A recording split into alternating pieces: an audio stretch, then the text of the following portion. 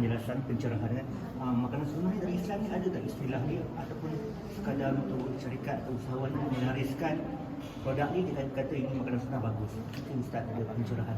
Ya, bila sebut tentang makanan sunnah ialah pemakanan ataupun pengamalan minuman yang dibuat oleh Nabi sallallahu alaihi wasallam, yang diamalkan oleh Nabi sallallahu alaihi wasallam.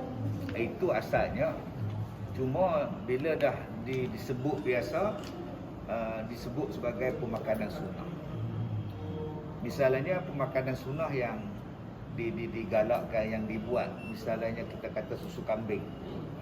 Kalau kita lihat daripada peringkat awal Rasulullah dilahirkan, apabila baginda pemakanan sunnah, kita lihat bagaimana Rasulullah ketika disusukan oleh ibu susunya Halimatus Sa'diyah. Jadi ibu susu itu juga ataupun susu ibu itu juga makanan sunnah juga yang terbaik. Sebab daripada kecil lagi pun dah diberikan kepada baginda susu ibu, tak putus daripada ibunya kepada ibu susu. Menunjukkan bahawa susu ibu tu susu yang terbaik. Tapi jarang pula kita sebut bahawa susu ibu tu adalah minuman sunnah. Padahal Nabi Muhammad daripada kecil disusukan kepada ibu susunya. Yang kedua tentang pemakanan susu kambing misalnya. Ya, satu minuman yang terbaik, satu minuman yang digemari oleh Nabi SAW. Begitu juga dengan buah tembikai disukai oleh Rasulullah. Kita tak katalah bahawa makan tembikai itu sunnah, tetapi benda itu diamalkan oleh Nabi. Labu, makanan labu juga diamalkan ataupun disukai oleh Rasulullah. Sampai ketika Rasulullah dijamu makanan, Rasulullah akan cari ada labu tak. Maknanya itu kegemaran dia. Sesuatu yang mendatangkan kegemaran pada Nabi, sesuatu yang mendatangkan kesukaan pada Nabi, kita amalkan. Maka orang panggil kata makanan sunnah. Yang kedua, bila benda itu disebut oleh Nabi untuk kita makan, misalnya madu, misalnya kurma, misalnya daun sana, misalnya habbatus sauda, maknanya Nabi suruh buat. Bila Nabi suruh buat, itu maknanya sunnah untuk kita makan. Maka lekatlah kepada kita pemakanan sunnah. Itu asalnya. Jadi bagi saya, tidaklah kita salah nak kata ini pemakanan sunnah. Cuma orang yang tak suka saja dengan apa yang kita buat, dia kata mana ada pemakanan sunnah, makan-makan sajalah. Tapi bagi kita, kita nak tiru apa yang Nabi buat dan kita nak ambil apa yang Nabi suruh buat. Maka tidaklah salah kalau kita kata ini pemakanan sunnah, maknanya yang dibuat atau yang disuruh oleh Nabi SAW. Okay, Ustaz, kalau ada orang barat mengatakan susu kami tak elok, dia orang selalu mengatakan tak elok, tak bagus. So apa komen Ustaz sendiri? Yalah, sebab dia orang pun meniaga susu lain. Dia orang tak meniaga susu kambing. Maka biasalah teknik berniaga macam itulah. Kalau kita meniaga satu benda, dia meniaga satu benda, kita akan burukkan perniagaan orang lain. Salah tu. Ya, sepatutnya kita bercakap tentang fakta. Ya, kenapa Rasulullah makan kambing? Bahagian mana yang Rasulullah suka bila Rasulullah makan daging kambing? Kena belajarlah. Sebab kita selama ini diburukkan. Bila makan daging kambing, darah tinggi.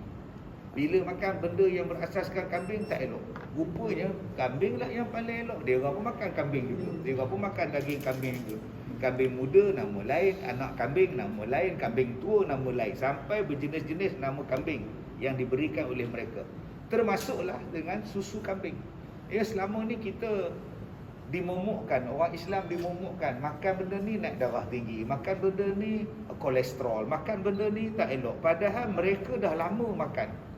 Sebab tu saya katakan tadi, pemakanan sunnah tu bila ada golongan macam agamawan macam Ustaz Jafri misalnya balik menyelongkar, kenapa Nabi suruh makan kambing? Kenapa Nabi suka kambing? Mesti ada sebab. Jadi bila kita jumpa sebab itulah yang timbulnya cerita-cerita tak elok makan benda ni, sebab rahsia keelokan dah diketahui oleh kita. Jadi lebih kepada sifat yang tak adil. Sepatutnya kita bercakap, ya, apa istimewanya susu kambing, berapa kolesterolnya, berapa tahap dia, itu yang sepatutnya dibincangkan, bukan mengatakan sesuatu yang tak betul. Ini semua bisnes punya lah, pemahaman bisnes semua. Okey ya, kita nak sambung dengan program kat sana. Ada satu ni soalan Ustaz. Betul. Ustaz Aziz, Datuk, Ya. ramai yang sayangkan Datuk, so ramai yang concern. Okey. Jadinya saya ini mewakili rakan media saya minta tanyakan. Mereka nak tahu tentang keadaan kesihatan Datuk sekarang. Bagaimana? Alhamdulillah, saya masih meneruskan rawatan di hospital. Setakat ni dengan 6 doktor pakar untuk merawat saya. Dan mereka sampai sekarang tidak dapat mengenal pasti penyakit yang saya hadapi lah. Itu memang jawapan tu setiap kali saya pergi dapatkan rawatan, itulah yang memang saya akan dapat dah dan jangka dah. Dan saya ikut prosedur mereka semua untuk rawatan, untuk MRI, ambil darah, ambil spesimen, ambil sampel, semua saya pergi kerjasama. Jadi bila mereka mengatakan bahawa tidak ada penyakit, tidak diketahui apa masalah, jadi saya kata okey, saya teruskan perubatan alternatif. Jadi saya masih meneruskan rawatan alternatif sampai sekarang. Maknanya dengan doktor tidak lagi lah. Dengan doktor tetap pergi. Tetap check up semua. Minggu depan check up. Dekat mana Ustaz? Dekat di hospital pakar di Ipoh. Oh. Ya.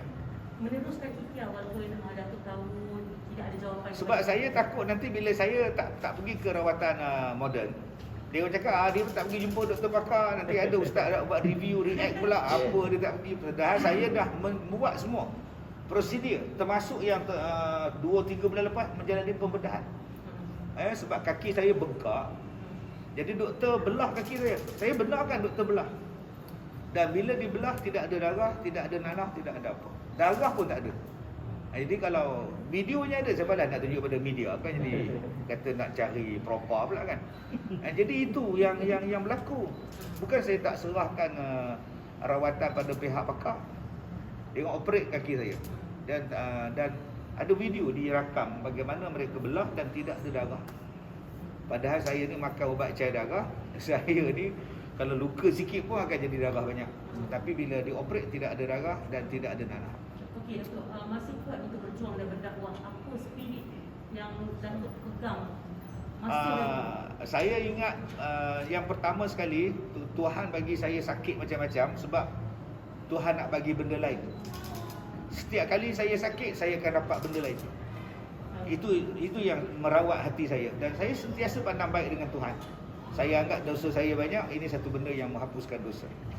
Jadi ada orang tanya saya, Ustaz sakit 3-4 bulan ni, apa benda yang Allah bagi pada Ustaz? Ya, saya dapat tawaran berlakon filem.